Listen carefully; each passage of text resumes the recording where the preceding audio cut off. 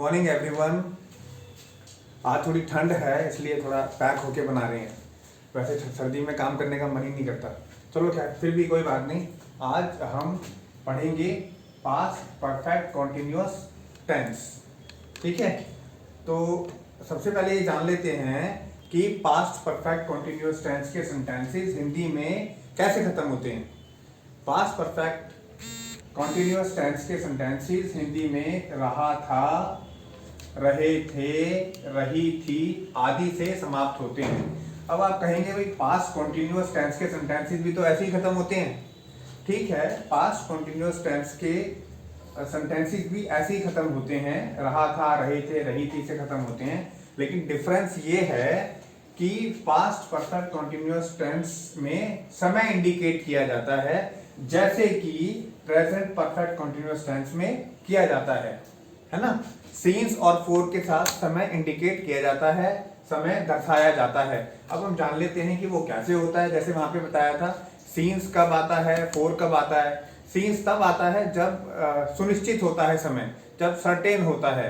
जैसे scenes yesterday, scenes Tuesday, scenes morning, scenes evening, है ना, सीन्स 16 जुलाई, इस तरीके से। फोर वहां आता है जहां पे समय सुनिश्चित नहीं होता है, जैसे for the last 2 years, for the last 2 months, for a week और सो, इस तरीके से जहां पे समय सुनिश्चित नहीं होता, जहां पे समय सर्टेन नहीं होता, वहां पे फोर लगाया जाता है। तो इतना ही जानना काफी है, बाकी तो इस पे जितना मर्जी खींच लो, लेकिन वो कंफ्यूज करने वाली बात है। शुरू में इतना ही जानने की आवश्यकता है।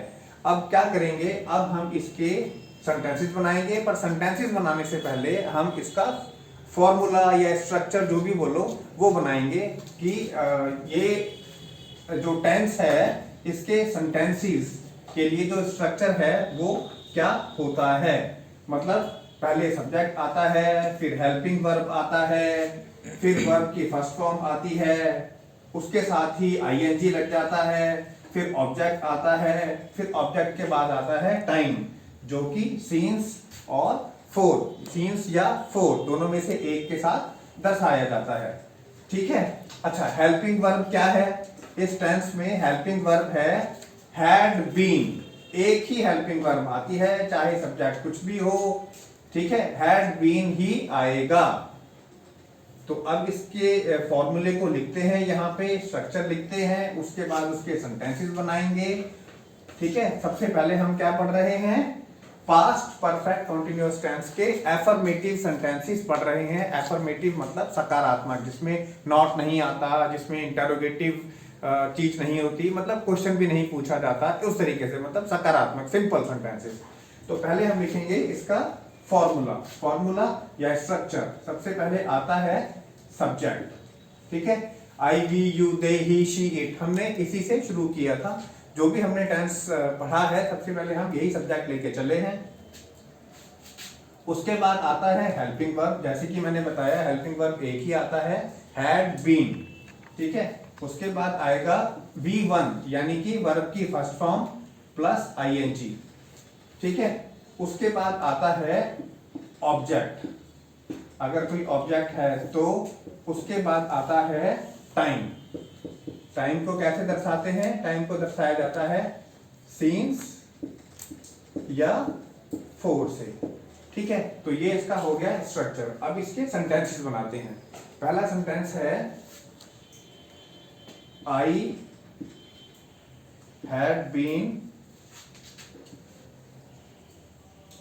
रीडिंग द न्यूज़पेपर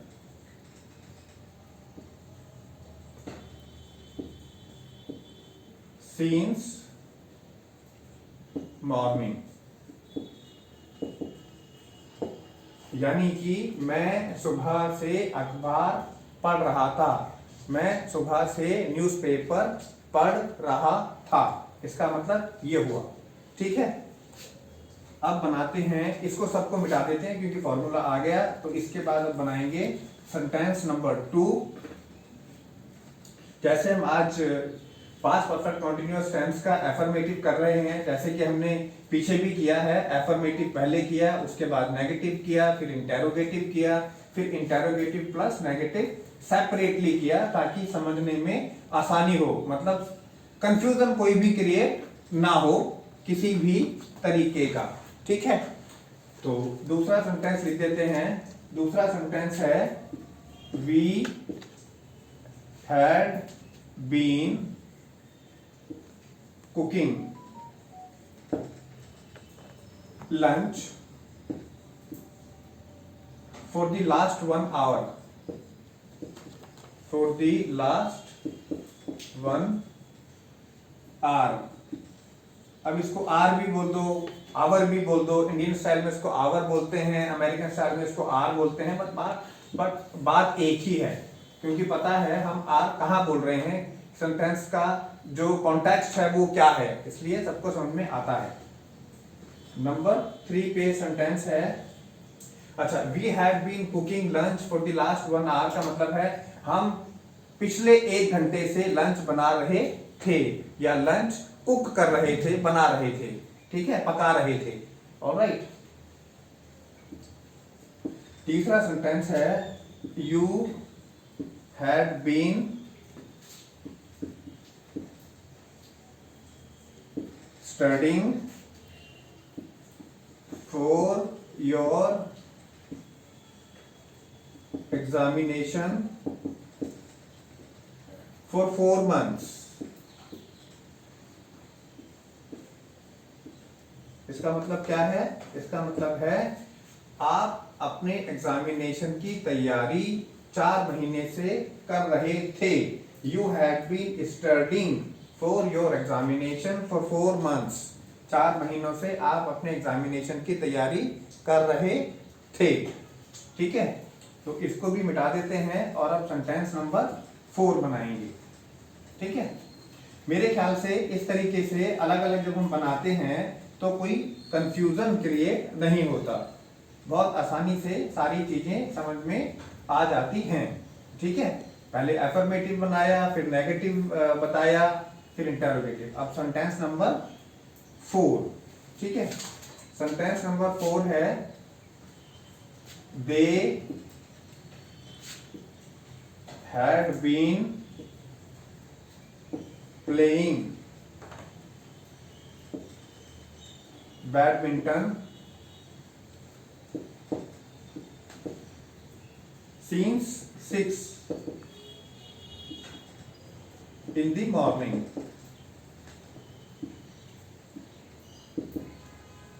इसका क्या मतलब हुआ? वह या वो लोग, दे पीपल ऐसे भी लिख सकते हैं, या वो सुबह 6 बजे से बैडमिंटन खेल रहे थे।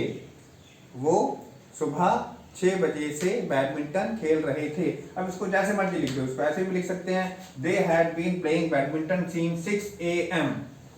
वो भी सही है। since 6 in the morning वो भी सही है। ठीक है, जब हम मॉर्निंग की बात करते हैं या इवनिंग की बात करते हैं तो इन ही आता है, इन the morning, in the evening. इसके साथ में एक चीज और सीख ली कि जब भी हम इवनिंग, मॉर्निंग, आफ्टरनून की बात करते हैं तो इन लगेगा, in the morning, in the evening, in the afternoon, in the night, है ना, इस तरीके से। तो इसलिए हमने यहाँ पे इस तरीके से लिखा है, 6 AM की जगह हमने इन दी मॉर्निंग लिख दिया,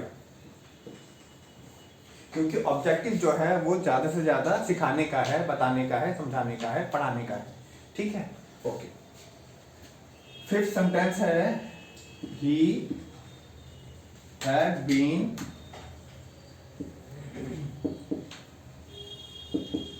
discussing the matter with me since Monday. अब देखो यहाँ पे सर्टेन आ गया ना, मतलब सुनिश्चित हो गया मंडे, तो हमने यहाँ पे सिंस लिख दिया। ठीक है, इसका मतलब है वह या वो मेरे साथ मैटर को डिस्कस कर रहा था। कब से? मंडे से। वह मेरे साथ मामले पे डिस्कशन मंडे से कर रहा था, इसका ये मतलब है। ठीक है, अब इसको भी मिटा देते हैं और सेंटेंस नंबर 6 लिखेंगे। ठीक है, अगर कोई भी दिक्कत हो, नहीं समझ में आता हो, तो आप कमेंट में लिख दीजिएगा, नहीं तो मेरा मोबाइल नंबर भी उसमें होता है, आप उस पर भी व्हाट्सएप मैसेज या टेक्स्ट मैसेज भेज सकते हैं। आजकल मैं अपना मोबाइल नंबर लिखता हूँ ताकि ज़्यादा से ज़्यादा लोग एक तो जुड़ सकें व्हाट्सएप ग्रुप के साथ, क्योंकि व्हाट्सएप ग्रुप पर ही क्लास का लिंक भेजा जाता है। वीक में 3 बार फ्री क्लास होती है, ओके, इसलिए मोबाइल नंबर दिया जाता है। छठा नंबर सेंटेंस है she has been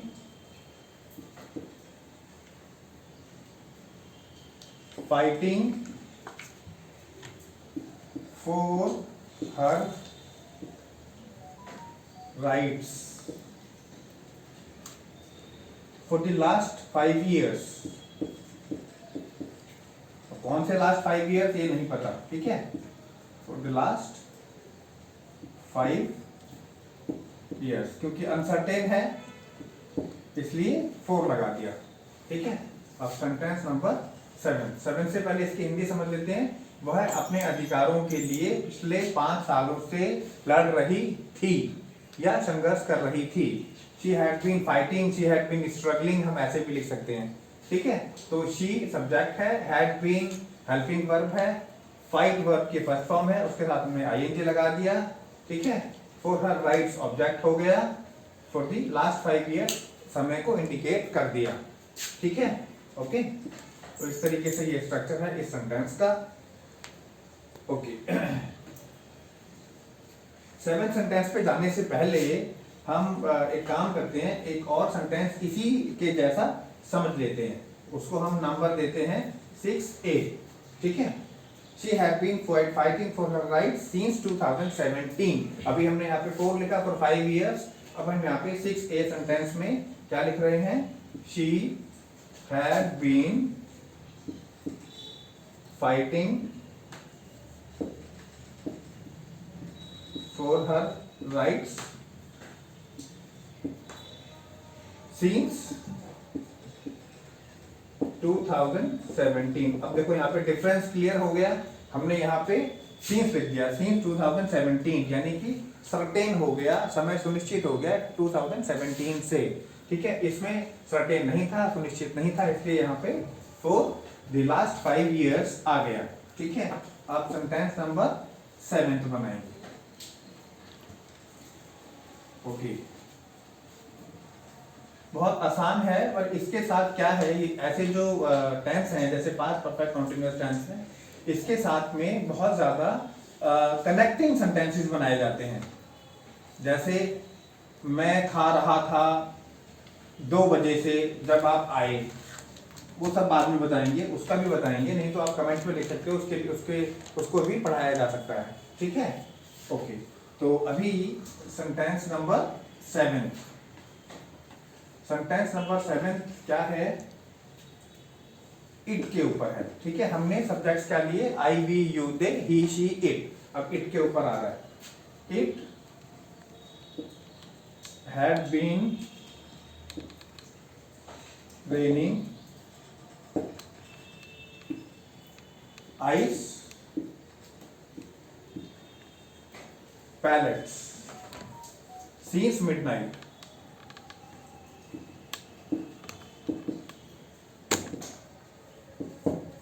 It had been raining ice pellets since midnight, यानी कि आज ही रात से ओले की बरसात हो रही थी, ओले पड़ रहे थे।